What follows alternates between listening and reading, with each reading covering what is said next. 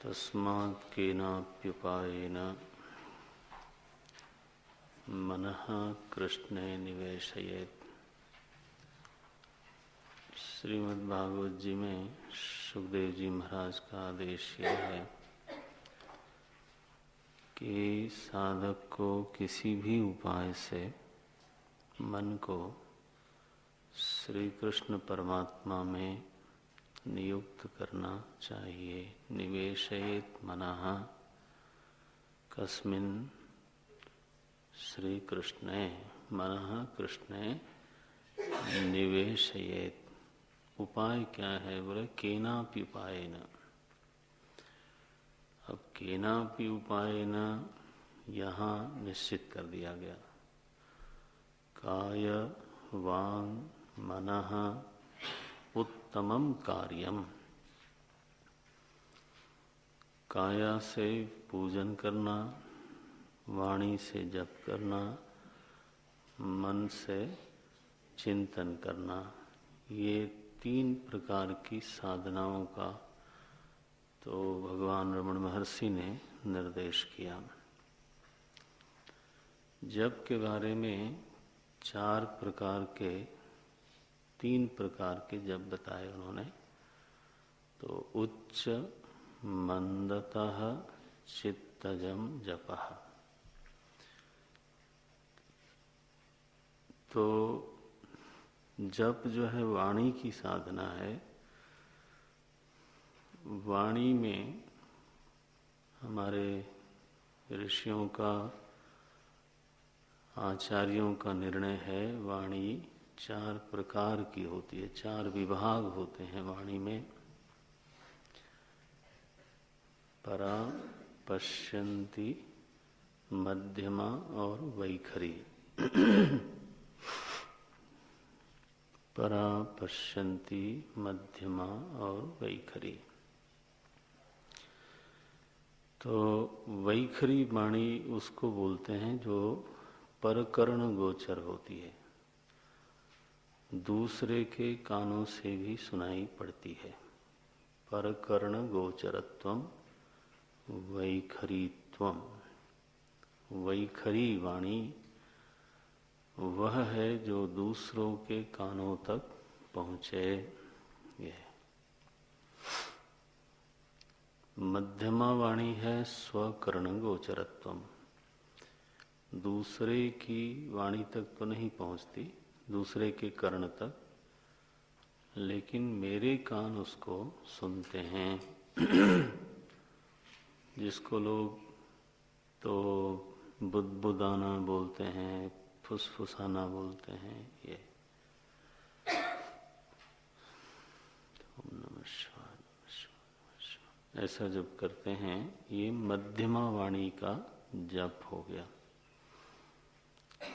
तो पश्यन्ति वाणी स्वयं के कान से भी सुनाई नहीं पड़ती। तो वो तो मनः भाष्य है, मन के द्वारा मालूम पड़ती है। तो जैसे किसी को कह दिया जाए कि आज शाम को आपको कुछ बोलना है इस विषय पर, तो प्रायः होता ऐसा है कि व्यक्ति मन में 15 बार प्रवचन करता है ना? क्योंकि बोलना है, यहाँ से शुरू करूँगा, फिर ऐसे उसको विकसित करूँगा। अब वो बोले जा रहा है, होंठ हिलते नहीं, जीभ हिलती नहीं, लेकिन तो बोल तो रहा है वो।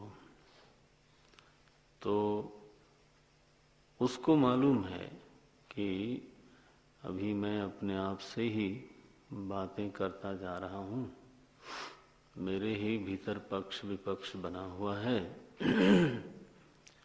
संवाद हो रहा है। तो पश्यन्ति, पश्यन्ति का अभिप्राय क्या हुआ? शब्द क्या बोलता है? दिखाई देता है। किसको? मन को। सुनाई नहीं देता, क्या दिखाई देता है। पश्यन्ति। और ये तीनों वाणी के व्यवहार हैं, माने व्यक्त रूप है। पश्यन्ति, मध्यमा और वैखरी। तो वाणी का जो मूल रूप है, अव्यक्त रूप है, उसको परावाणी बोलते हैं। परावाणी को कई बार समाज में बड़े रहस्य की दृष्टि से देखा जाता है। तो रहस्य तो वास्तव में रहस्य तभी तक है जब तक वो दूसरे को मालूम नहीं है। रहस्य की परिभाषा क्या है? जब तक उसके नियम, उसका स्वरूप हमको मालूम नहीं है, तब तक तो कोई भी चीज रहस्य है। किसी के बारे में आप कुछ जानते हो और दूसरे को नहीं बताते, हाँ, तो वो क्या हो गया? रहस्य हो गया। तो रहस्य कोई इतनी भारी भरकम वस्तु नहीं है। फिर केवल उसका संबंध किससे हुआ? ना जानकारी से हुआ, और क्या कहा जाए। सो परावाणी जब हम ये शब्द सुनते हैं, हमको जब भी सुनाया जाता है, लोगों में भी जिस तरह की भावना देखने को मिलती है, तो ऐसा प्रतीत होता है कि बड़ी आदर बुद्धि है इस शब्द के साथ, लेकिन वो क्या चीज है ये हम नहीं जानते। दो संत मिले, आपस में उन्होंने कोई खास बात नहीं की, चुपचाप बैठे रहे, फिर चले गए। भक्तों ने कहा ये दोनों संतों ने आपस में परावाणी में संवाद किया। मैंने कहा बहुत बढ़िया। परकर्ण गोचर नहीं हुई, स्वकर्ण गोचर नहीं हुई। ये कौन सी फ्रीक्वेंसी है भाई?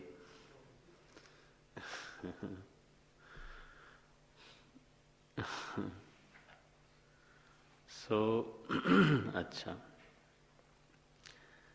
तो परावाणी का जो स्थान शरीर में निर्देश किया जाता है वो नाभि देश बताते हैं,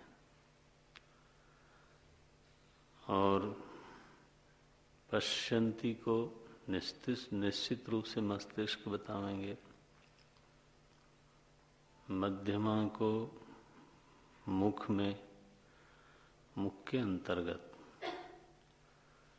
और वैखरी तो मुख के बाहर जाहिर हो जाती है, प्रकट हो जाती है।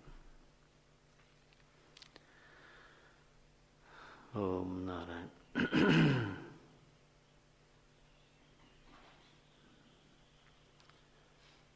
परावाणी से जब नहीं लिखा यहाँ पर, यहाँ तीन तरह के जब बताए, उच्च माने वैखरी से, मंदतः माने मध्यमा से, और चित्तजम जपा। चित्तजम जपा माने तो पश्यन्ति वाणी से किया गया जप, उसको मानस जप बोल देते हैं। चित्तज जप, अजपा जप भी बोलते हैं। अजपा जप माने दूसरे को कोई क्रिया दिखती नहीं, आपको भी देह में कोई जप क्रिया करने की बात समझ में आती नहीं, होठ हिलते नहीं, जिह्वा हिलती नहीं, लेकिन आप जानते हो कि नाम की अथवा मंत्र की आवृत्ति हो रही है, बार बार हो रही है। तो चूंकि मुख में कोई क्रिया नहीं हो रही है, इसलिए अजपा। लेकिन जप हो रहा है तो उसको क्या बोलेंगे? अजपा जप, ये मानस जप ऐसा बोलते हैं। है ये वाणी की साधना। तो मानस जप कहने पर भी वास्तव में फिर जप करने वाला करण कौन है? वाणी। क्योंकि काय वांग मनः, वो मूल श्लोक से हटना नहीं चाहिए। मूल श्लोक क्या है? काया से पूजन, वाणी से जप, मन से चिंतन। ये तो मानस जप करके जो प्रसिद्ध है, वास्तव में वो भी वाणी के द्वारा ही किया हुआ ही जप है। लेकिन कौन सी वाणी? पश्यंती वाणी। पश्यंती वाणी की स्थिति मन सदृश हो जाती है।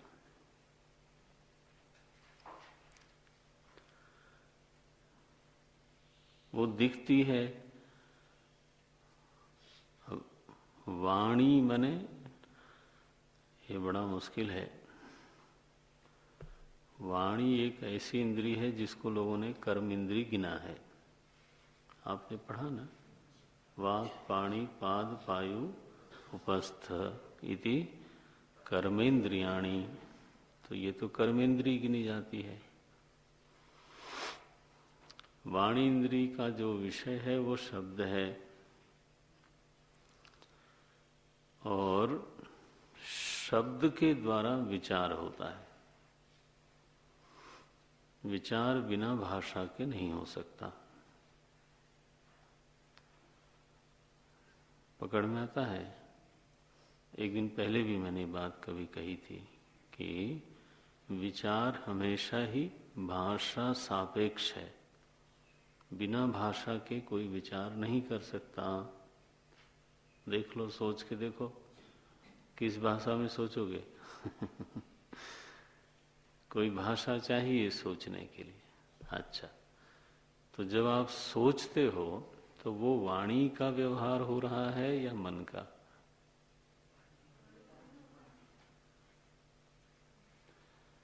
देखो कितनी सादृश्य कितना हो गया। जब आप विचार करते हो, सोचते हो, तो वह जो सोचने नाम का व्यवहार है, सोचने की जो क्रिया है, वो वाणी की क्रिया है या बौद्धिक क्रिया है? ये कहना मुश्किल हो जाता है।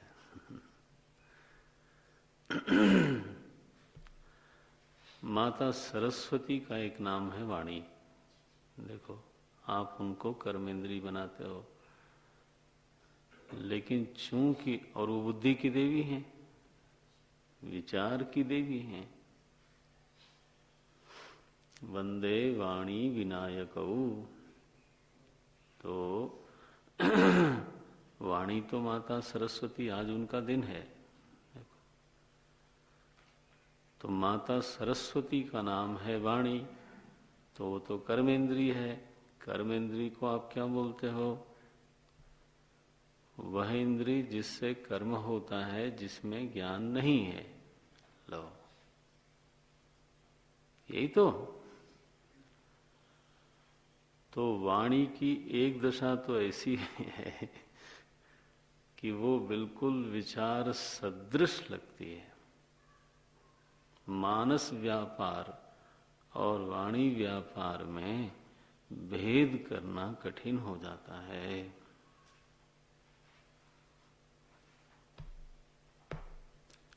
इसलिए जब पश्यंती वाणी से जप करते हैं तो कहते हैं कि ये क्या है?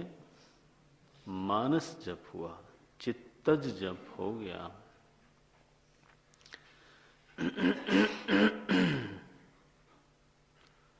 इसको कैसे पहचानें, कैसे भेद करें? असल में जहाँ भेद करने की जरूरत है वहां तो करना चाहिए, लेकिन हर जगह करने की जरूरत भी नहीं है। क्योंकि ये जो वाग इंद्रिय है ना,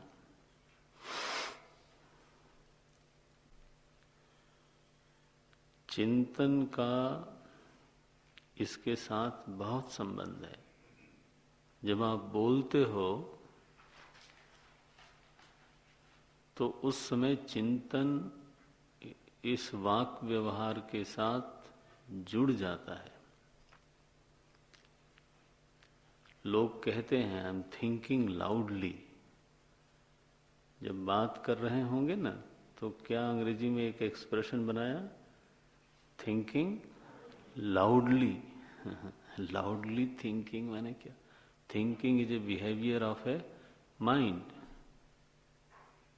it's a intellectual behaviour. Then loudly का क्या मतलब है? वो इसीलिए बोलते हैं क्योंकि वाग व्यवहार और बौद्धिक व्यवहार का परस्पर तादात्म्य में है, एक रूपता हो जाती है। इनका आपस में एक बहुत गहरा संबंध है। लेकिन साधक को, जो लोग थोड़ा समाहित होकर के ना अपने भीतर चीजों को पहचानने का प्रयास करते हैं, कैसा? श्रवण के द्वारा, मनन के द्वारा जो मिला तो उसको भीतर फिर स्वयं साक्षात करने का प्रयास करते हैं। करना चाहिए, उसके बिना पक्का होगा नहीं। नहीं तो फिर तोता रटंतम वो कोई विशेष उसका प्रभाव होता नहीं। तो उनको ये बात समझनी ही चाहिए कि बुद्धि का वाणी के साथ संबंध हो सकता है, लेकिन दोनों में ऐक्य नहीं है, दोनों एक चीज नहीं है, दोनों एक वस्तु नहीं है। वस्तु दो है। इसको कैसे समझा जाए? इसको समझने के लिए कभी ऐसा ध्यान दें कि कभी तो जो मैं बोलता हूं उसके साथ मेरा मन, उसके साथ मेरी बुद्धि जुड़ी होती है, और कभी मैं वही बोलता हूं जो मुझे याद है। ठीक है,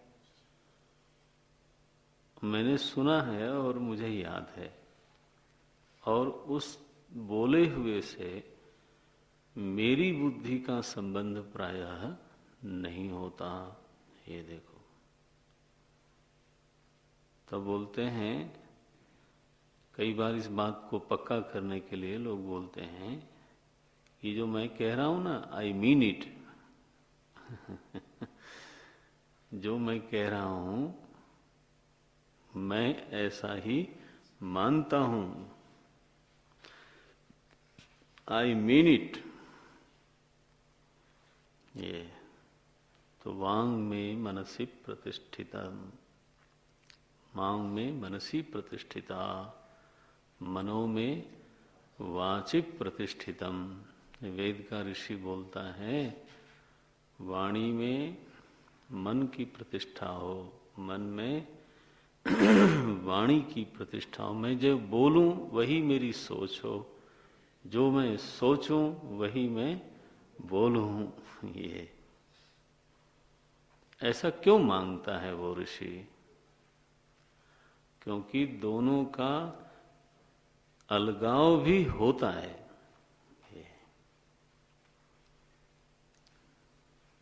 दोनों का अलगाव भी होता है। वैखरी से तो बुद्धि का अलगाव बहुत बार हो जाता है, मध्यमा से बुद्धि का अलगाव बहुत बार हो जाता है। ठीक, पश्यंती से बुद्धि का जो अलगाव है वो समझने के लिए बहुत सूक्ष्मता चाहिए। वैखरी से अलगाव बताऊं, कई बार लोग श्लोक पूरा पढ़ जाते हैं, तब ध्यान आता है कि पूरा हो गया। अब बोलो इसका क्या मतलब है? हनुमान चालीसा आपका पूरा हो गया। आपने कई बार अनुभव किया होगा, मुझे इतनी श्रद्धा है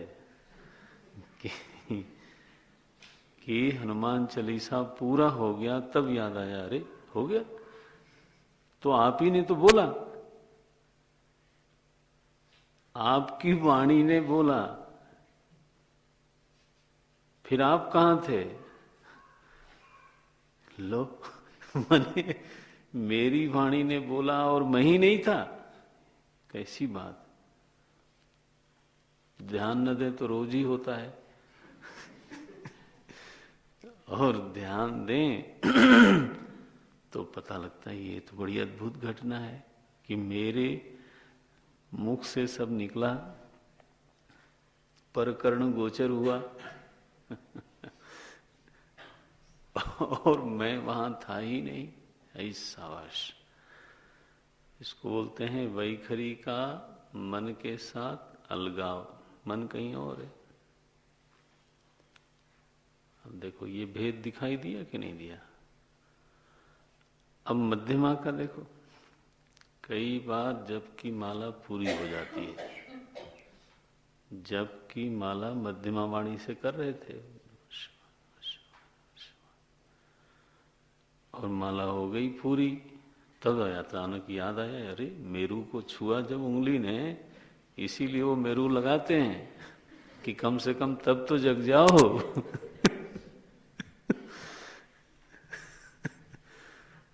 तो मेरू को जब उंगली ने छुआ तो याद आया माला पूरी। अब ये वैखरी वाणी तो नहीं थी उस समय। कौन सी वाणी थी? मध्यमा। फिर भी मनीराम कहीं थे जब कहीं हो रहा था। जब नहीं हो रहा था ये मैं बोल नहीं सकता, ये जब तो हो रहा था, माला तो पूरी हो गई। ये आपका सारा कर्ण समुदाय जो है ना, एक दूसरे से जुड़ा हुआ भी है, लेकिन एक दूसरे से अलग भी है। मन से आंखें जुड़ी हुई हैं, लेकिन अलग भी हैं। खुली आंख के सामने कोई आदमी चला गया और मनीराम नहीं है वहां, तो हाँ दिखाई नहीं देगा। अब बोले तुम्हारी आंख खुली थी, बोले वो तो ठीक है, लेकिन मुझे एक कला आती है कि आंख खुली होने पर भी चाहूं तो ना देखूं। वाह! ऐसे कई विद्यार्थी बड़े कलाकार होते हैं, सुनते हुए भी नहीं सुनते यू नो, कान के साथ मन जुड़ा हुआ भी है, अलग भी है। तो जब उनका मन होता है तब कहीं कहीं घूम आते हैं, बैठे बैठे महाराज, यानी मेरे सामने बाकायदे बैठे। तो मैं फिर देखता हूं तो समहोर अदर कोई एक विभीषण है आपकी लंका में, आंख है, कुछ तो है जो मुझे बता देती है कि ये गया है इस समय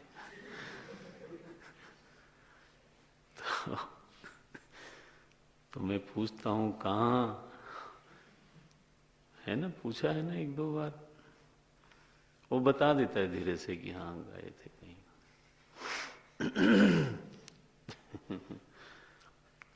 देखो, तो इनका संबंध और असंबंध दोनों ही है। जैसे इन इंद्रियों का है, वैसे वैखरी का भी, मध्यमा का भी, और फिर पश्यंती का भी है। नारायण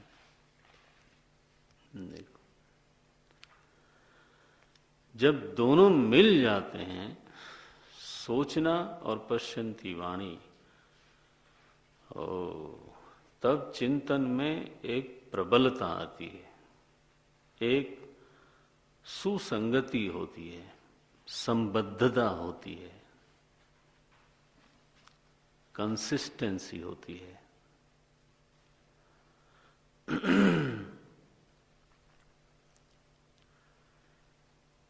असंबद्ध वाक्य नहीं निकलते मन में, एक क्रम बनता है, एक कसी हुई विचार परंपरा चलती है। जब आप ठीक से सोचते हो ना, तो उस समय आप ध्यान दो थोड़ा सा, तो पता चलेगा कि इस समय पश्यंती वाणी और बुद्धि दोनों एक साथ पूरी तरह से जुड़े हुए हैं। भाषा का प्रयोग हो रहा है और चिंतन हो रहा है, दोनों हो रहा है। ओम नारायण।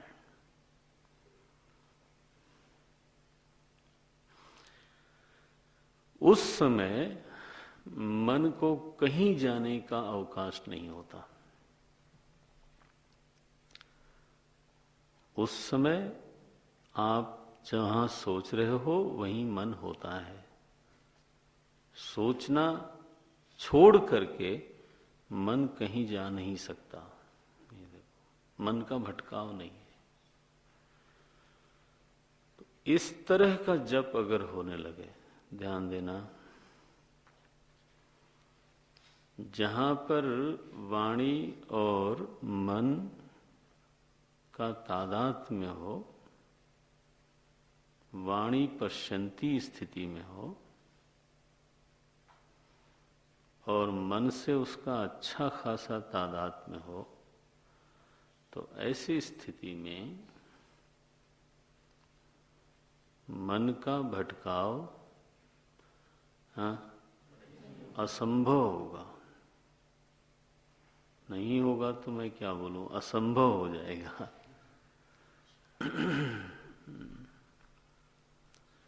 एक दूसरा,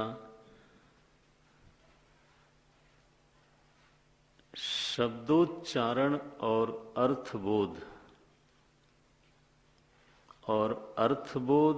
और भावस्फुरण,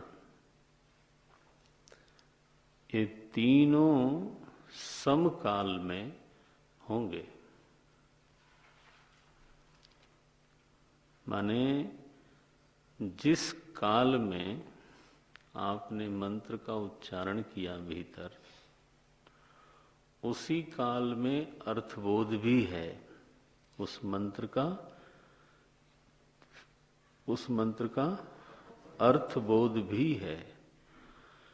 और जब अर्थबोध है तो उस अर्थबोध के अनुसार जो भावना की स्फूर्ति है, भावना का जो स्फुरण है, वो भी है। ऐसा जो जप है वो बिरले करते हैं। जो लोग करते हैं वो धन्य हैं। और रोज नहीं कर सकते लोग, कि नाम लेने से पुलकित हो व्यक्ति, आप समझते हो? तो पुलकित होना अर्थबोध के बिना हो नहीं सकता। और अर्थबोध केवल होने से नहीं होगा, भावस्फुरण भी साथ में ही है। तो युगपत भावस्फुरण है, अर्थबोध है और नाम की अथवा मंत्र की आवृत्ति है, तीनों है। तो पूरी तरह से वह व्यक्ति प्रभु में संलग्न है, प्रभु में उन्मुख है, प्रभु से जुड़ा हुआ है, नामी से जुड़ा हुआ है। ऐसी दिव्य साधना कोई करे तो हमारे रमण महर्षि कहते हैं, उस समय तो आप ध्यान में हो। मानसम जपः ध्यानम उत्तमम, और वो भी ध्यान निचले दर्जे का नहीं, कैसा?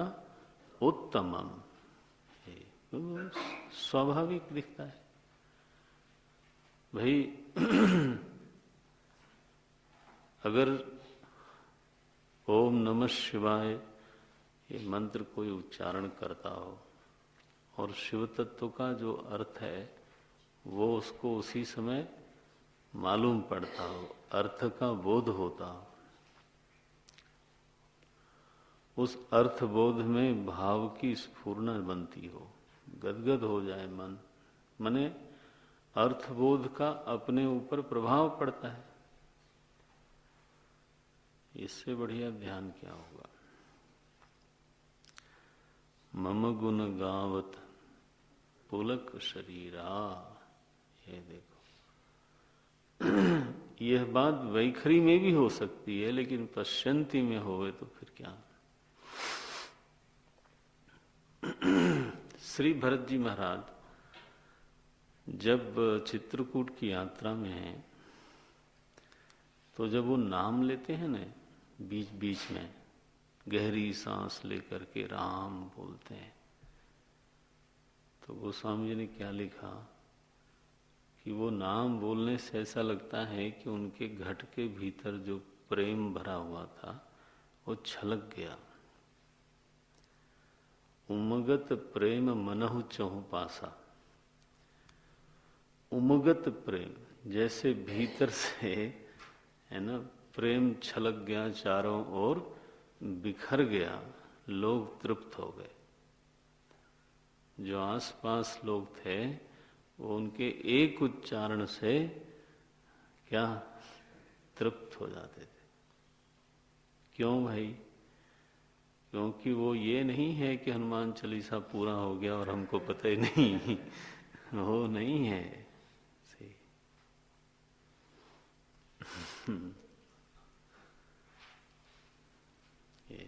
ऐसे जप के लिए गोस्वामी जी ने लिखा कि ये जो राम नाम है, ये रा जो है वो सावन का महीना है, और म जो है ना वो भादों का महीना है। वर्षा ऋतु 4 महीने की मानी जाती है, उसमें 2 महीने मुख्य हैं जिसमें बरसात होती है। नाम तो वर्षा ऋतु, बोले ऋतु आई हो। देखो जप की विधियां हमारे महापुरुषों ने कैसे बताई हैं। साधना हो तब आएगा मजा। ये क्या बोलते हैं कथावाचक, मुझे एक दिन बताया उन्होंने सेवा करते हुए कि 2.5 साल में कथावाचक तो बन ही जाएंगे। मैंने कहा भैया मेरे को छुट्टी करो। ये तो मेरा बहुत ही बड़ा दुरुपयोग है।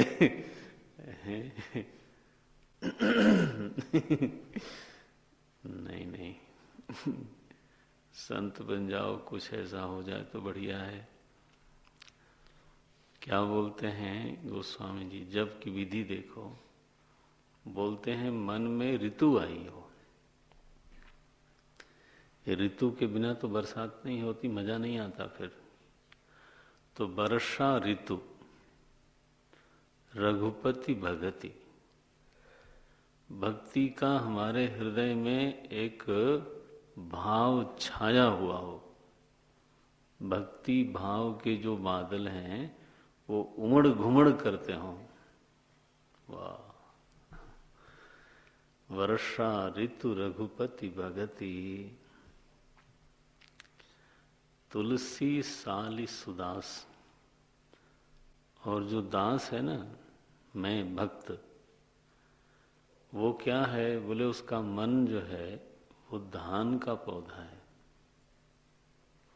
तुलसी साली, साली माने धान का पौधा। तुलसी साली सुदास। अच्छा, भक्ति का भीतर भाव छाया हुआ हो और मन हमारा धान का पौधा हो, और फिर जैसे ही राम नाम शुरू किया तो श्रावण चढ़ गया, समझो आप, बूंदें गिरने लगी। और जब बरसात होती है तो धान की जो फसल है ना, वो झूमती है, लहराती है, तृप्त होती है। ऐसे तुलसीदास जी का मन हाँ लहराता है। तो वर्षा ऋतु, कैसे बढ़िया मार्मिक दोहे लिखे हुए हैं। कितनी बार हम लोगों ने पढ़ा ये सब। तुलसी साली वर्षा ऋतु, रघुपति भगति, तुलसी साली सुदास। राम नाम बर बरन जुग, सावन भादो मास। जप में अब फेर लेने का मतलब है वो पूरी हो जानी चाहिए, 10 बार फेर लो। कबीर को पसंद नहीं, उन्होंने कहा भाई माला तो कर में फिरे, तुम फेरते थोड़ो हो। बोले तुम किधर हो? बोले मेरा कुछ पता नहीं, आपने बताया तो। यह तो सुमिरन ना है।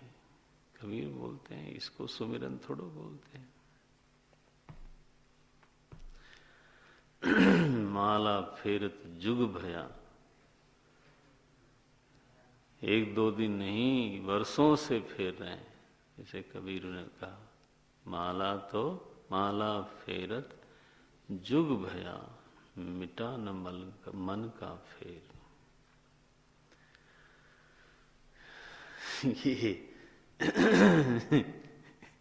ये मन का जो फेरा लगता रहता है ना, कहाँ से घूम घाम के फिर आता है, फिर शुरू होता है। बोले ये तो रुकता नहीं कि एनीवे। तो वो बोले ऋतु चाहिए, वर्षा ऋतु रघुपति भगति। और जप करने का आनंद तब मिलता है जब तुम धान के पौधे की तरह हो जाते हो, है ना। धान का पौधा बनने के लिए क्या करूं? क्या करूं? सुदास बनो। ये ध्यान दो शब्द पर। ये तुलसी की पंक्तियां हैं, प्रोफेसर साहब की नहीं। मेहरा वालियां साइयां, है ना, रखी चरणादि कोल। मेहरा वालियां। हे मेहर, मेहर मनी कृपा। हे कृपालु, हे स्वामी, आप कृपा करो, मेरा मन इधर उधर भागता है, आप उसको अपने चरणों में रखिए, जगह दीजिए, छोड़ मत देना। मेरे से कभी कभी ऐसा तो गलत व्यवहार हो जाता है कि आप चाहें तो मेरा त्याग कर दें, लेकिन कृपा करना, ये मांगता है वो भक्त। देखो, अब इस तरह का जब अपने भीतर भाव जगता है ना, तब आप धान के पौधा बनते हो।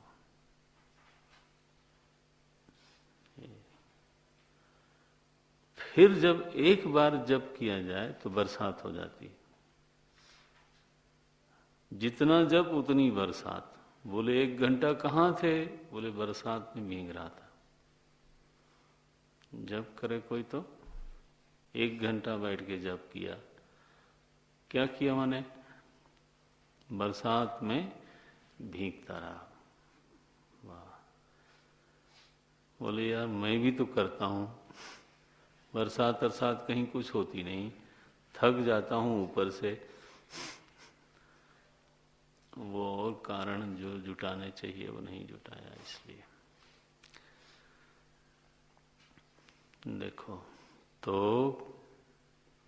वैखरी से उच्च, स्तवन भी वैखरी से ही होता है, और उच्च जप भी वैखरी से होता है। मंद, ये किस वाणी से? मध्यमा से। और चित्तजम जप, ये पश्यंती वाणी से। इसमें भाव का संचार, अर्थ की प्रतीति, नाम की अथवा मंत्र की आवृत्ति समकाल में हो रही है, सो भाव के कारण पुष्टि होती है, अर्थबोध में बोध होता है, और आवृत्ति में जप की साधना हो रही है। मन को इधर उधर जाने का अवकाश नहीं है, तो चित्त पूरी तरह से प्रभु की ओर बह रहा है। प्रभु की ओर उन्मुख है, उसी को ध्यान बोलते हैं। ध्येय की ओर वृत्ति का सजातीय प्रवाह ध्यान कहलाता है। फिर से बोलता हूं, ध्येय की ओर वृत्ति का सजातीय प्रवाह ध्यान कहलाता है। ध्यान माने सीधे बैठना नहीं होता, वो तो दूसरे को लगेगा ध्यान कर रहे हैं। हाँ, दूसरा व्यक्ति पूछेगा क्या कर रहे हैं, बोले ध्यान कर रहे हैं। मैं ध्यान कर रहा हूं, इसका मतलब क्या है कि मेरी वृत्ति का प्रवाह मेरे ध्येय की ओर है। तो वो चित्त जब से आराम से होता है। इसका क्या मतलब है? इसका एक बड़ा सुंदर मतलब ये है कि ध्यान की एक सनातन पद्धति है जप करना, स्तवन करना, फिर उच्च जप करना, फिर धीरे धीरे मंद जप करना, फिर धीरे धीरे चित्तज जप में प्रवेश करना, और वो ध्यान में आपको ले जाएगा। बस ये बना। देखो, कई बार मन में आता है कैसे ध्यान करें, क्या करें, अब कैसे ध्यान करें। ये देखो ना, करो इसको, जप करो, पर्याप्त है, ले जाएगा। अब ले आते हैं चिंतन के ऊपर।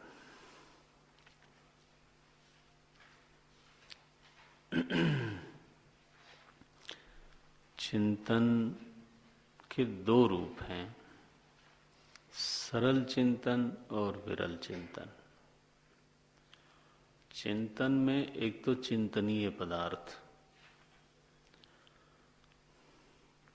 चिंतन का विषय क्या है, एक तो वो। दूसरा, चिंतन की दो स्थितियां सबसे पहले निर्देश करते हैं, दो स्थितियों का निर्देश करते हैं। एक सरल चिंतनम, दूसरा विरल चिंतनम। सरल चिंतन क्या है? तो व्याख्या की, आज्य धारया स्रोतसा समम। बोले जैसे घी की धारा, पिघले हुए घी को अगर आप गिराएं तो चूंकि उसमें स्नेह होता है ना, एक चिकनापन होता है, स्नेह माने चिकना, तो इसलिए जब वो धारा गिरती है तो टूटती नहीं, बूंद बूंद नहीं होती, अविरल होती है। ये आज्य धारया स्रोत सा समम। दूसरा दृष्टांत दिया है कि कोई स्रोत, जल स्रोत बह रहा हो, तो जल स्रोत जो बहता है खासतौर से पहाड़ों में और कहीं भी अगर बह रहा है, स्रोत है अगर वो, तो बहाने के लिए पीछे से कोई शक्ति लगाने की जरूरत नहीं पड़ती। पकड़ में आता है? It will flow by itself, बल्कि उसको रोकना मुश्किल है। स्रोत सा समम, नियमों के अनुसार, लॉ ऑफ ग्रेविटी के अनुसार, अथवा कहो जल की प्रकृति के अनुसार, वो स्वतः ढलान की ओर भागता भागता भागता चला जाता। आयास नहीं है पीछे से, बहाने के लिए अलग से आयास करने की आवश्यकता नहीं है। सो चिंतन में ये दो चीज आवे, एक तो चिंतन निरायास हो, दूसरा अविच्छिन्न हो, विच्छिन्न न हो, टूट टूट के ना आता हो। दो चीजें अगर हों तो उसको बोलते हैं फिर सरल चिंतन। ये सरल चिंतन के दो तत्व हैं, अविच्छिन्नता और निरायासता।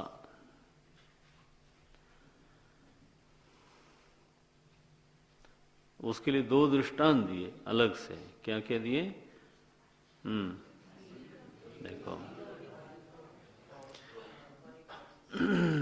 जैसे पिघले हुए घी की धारा आज्य धारया, और जैसे एक बहता हुआ स्रोत, जल स्रोत। ये ऐसा जो चिंतन है, मन की जो ऐसी स्थिति अगर प्राप्त हो जाए तो हे साधक, तुम समझो तुम्हारे चिंतन में बड़ी प्रगाढ़ता है, बड़ी प्रौढ़ स्थिति है चिंतन की। इसका उल्टा करो तो निर्बल स्थिति क्या बनी? जहां पर छिन्न छिन्न चिंतन होता है, खंड खंड चिंतन होता है, कभी कभी होता है, कभी होता है कभी नहीं होता है। शुरू करते हैं कहीं सोचना, किसी श्लोक पर सोचना शुरू करते हैं तो वो एक शब्द को मन में खोला, तब तक मन कहीं चला गया, फिर ले आए, फिर खोला। ये क्या हुआ? ये आप करके देखना तो पता चल जाएगा कि आपके मन की क्षमता कहाँ है। कोई श्लोक याद कर लो रात को, फिर सुबह आप नहाते तैयार होते हुए उस श्लोक पर आप सोचिए, फिर आप देखिए कि क्या वो लगातार एक श्लोक को खोल पाया क्या? वो तो बहुत मुश्किल है। 4 पंक्ति के छोटे छोटे 4 पंक्ति के श्लोक होते हैं, वो होता नहीं जल्दी। उसको क्या बोलेंगे? विरल चिंतन। विरल माने छिन्न छिन्न है। दूसरा, उसके पीछे आयास है, प्रयास है, मेहनत करनी पड़ती है। ये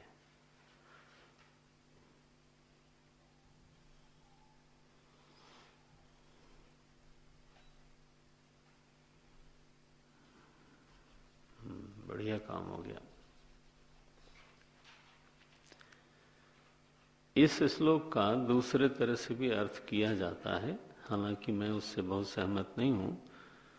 दूसरा अर्थ ये किया जाता है कि सरल चिंतन का दृष्टांत है आज्य धारया, और विरल चिंतन का दृष्टांत है स्रोत सा समम। ये जो जल स्रोत है वो छिन्न तो नहीं होता। हाँ, जल की धारा गिराने में छिन्न छिन्न हो सकता है, लेकिन यहां दृष्टांत क्या है? स्रोत का दृष्टांत है। तो स्रोत के दृष्टांत में जो चीज हमको लेनी है वो चीज है क्या? आयास राहित्यम, एफर्टलेस फ्लो। ये तो ऐसा भी अर्थ करते हैं, लेकिन मैं समझता हूं कि वो बहुत प्रशस्त नहीं है। इसको देखिए आप, क्या आज सरल चिंतन का स्वरूप ऐसा होना चाहिए। When your thinking becomes effortless and it is flowing without any break, break शब्द में चाहता नहीं था बोलना, कुछ ललित शब्द का अन्वेषण कर रहा था मन।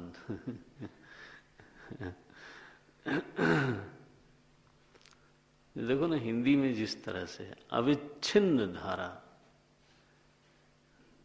चिंतन की धारा में किसी प्रकार का छिन्न नहीं है। मैं खंड बोलना भी पसंद नहीं करता। उसको बोलते हैं सरल चिंतन। तो चिंतन की क्वालिटी तो ये हो गई। अब चिंतन का विषय क्या? चिंतन का विषय दो बताया आचार्य ने। कहा भेद भावना सोहम इति असौ। बोले दो भावना हैं। एक तो चिंतन होता है भेद भावना से, और एक चिंतन होता है अभेद भावना से। अभेद भावना का स्वरूप क्या है? सोहम असौ, है ना। सोहम वह मैं हूं, वह मैं हूं। ये तो चिंतन का विषय एक तो हो गया अभेद रूप से, दूसरा हुआ भेद रूप से। रमण महर्षि कहते हैं, अब हम कल करेंगे इस पर चर्चा। रमण महर्षि कहते हैं कि भेद भावना से अभेद भावना का चिंतन श्रेष्ठ होता है। भावना अभिधा पावनी मता। जो अभिधा, अभिधा माने जो अभेद भावना की, अभेद भावना है, अभेद चिंतन है, वो अधिक पावनी है, ऐसा माना गया है। मता, ऋषि मता। ये तो चिंतन का विषय अभेद भावना है, लेकिन ध्यान रहे कि चिंतन का विषय भेद भावना भी है, क्योंकि उसका उल्लेख उन्होंने यहां पर किया है।